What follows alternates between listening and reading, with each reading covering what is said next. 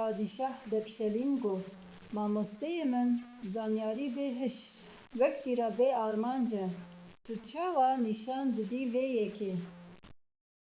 Beydava bişirî, tu pirsa baş kirî padişahê min, bila ez bi çîrokekê nîşan bidim. Çîroka çar hevalan, sê ji wan zanayên mezin, yek bi serê xwe yê asayî. Çîrokê ku zanyar dima bêhiştê, wê wek martê, wê her tişt ji we vegirîne. Padişah hejand, beydava dest pê kir. Carekê di bajarekî hindî de çar zarokên ciwan dijiyan.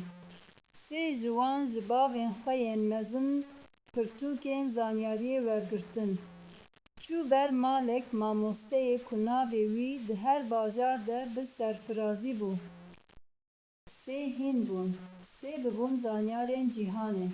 Yê çareyê, navê wî Subudhî bû, pirtûk nexwendibû. Lê Subudhî di her tiştî de bihiş bû. Wext hat ku çar heval bi hev re ji bajarê xwe derketin. Got hev, em ê biçin nav cîhanê. Em ê zanyariya xwe bidin nîşan. Em ê fêdê bînin bi mirovan re. Subudî jî pêrê çû. Sê zana digotin, tu pirtûk nexwendiyî. Tu ji bo me çi yî? Lê Subudhî dilê wî baş bû. Ez bi we re me, hûn birayên min in.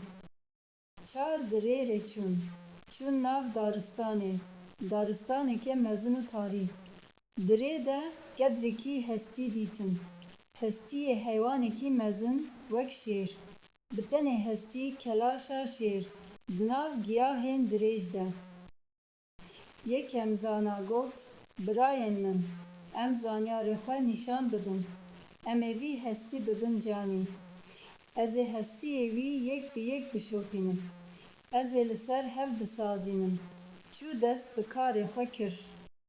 Ji rojê wê heta dawiyê hestiyê wî hemû kom kir.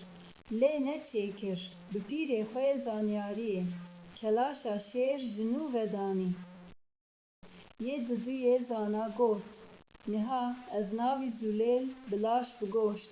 Min ev fêr kiriye. Bi pîrê xwe, bi zanyariya xwe, kelaşa şêr bigoşt û laş kir. Şêr bi tenê ne nefes bû. Lê her tişt yê wî bi dewamî bû. Yê sêyê zana got, niha hatî dema xwe. Ez ê wî ronî bikim. Ez ê wî nefes bikim. Min ev fêr kiriye. Subudhî yê çareyê, yê bê pirtûk dît çiye di hizira wan de. Çû ber hevalê sêyê. Birayê min got. Stop bibe, ev şêr ne tiştek ji bo me ye. Ger tu wê ronî bikî, ew dê me bixwe. Sê zana bi hêrsa zanyariya xwe got, tu Subudhî, tu pirtûk nexwendiyî. Tu naxwazî em zanyariya xwe nîşan bidin. Tu kêfa xwe ji wê nakî. Em ê wî ronî bikin. Ger tu tirsa te heye, biçe ser darê. Bibe wek meymûnek li ser darê.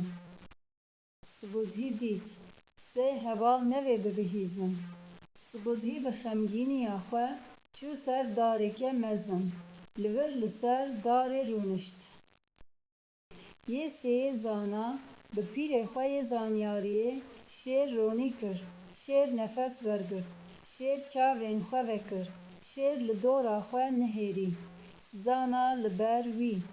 Şêr birçî, hîn jî bi karê xwe yê ji bo hekîna xwe avêt ser çar heval. Bi tenê, bi vê pîrê xwe sê zana, yê yekem, yê duduyê, yê sêyê bi diranên şêr ket. Li wir mirin. Li wir tev bi hev re ji jiyanê derketin. Subudhî li ser darê, bi xemgîniyek mezin şêr dît ku xwarinê dixwe û çû. Subudhî çû xwarê, çû vegeriya, bi tenê.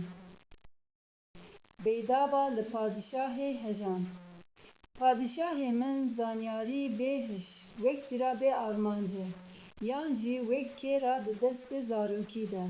Em divê her du jî hebin. Zanyariya pirtûkan û hişiya jiyanê. Padîşah hejand, aha, ez girtim. Pirtûk ne her tişt e.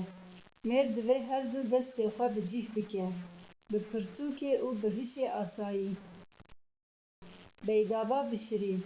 Ev çîrok di sanskritî de şîngvana cataka tê vegotin. Di farisiyê de çehar dona e. Em Kurd jê re dibêjin çar hevalên zana. Eger ev çîrok bandorê li ser hiziratê kiribe, bila bêhna xweş û rastiyê bê tête.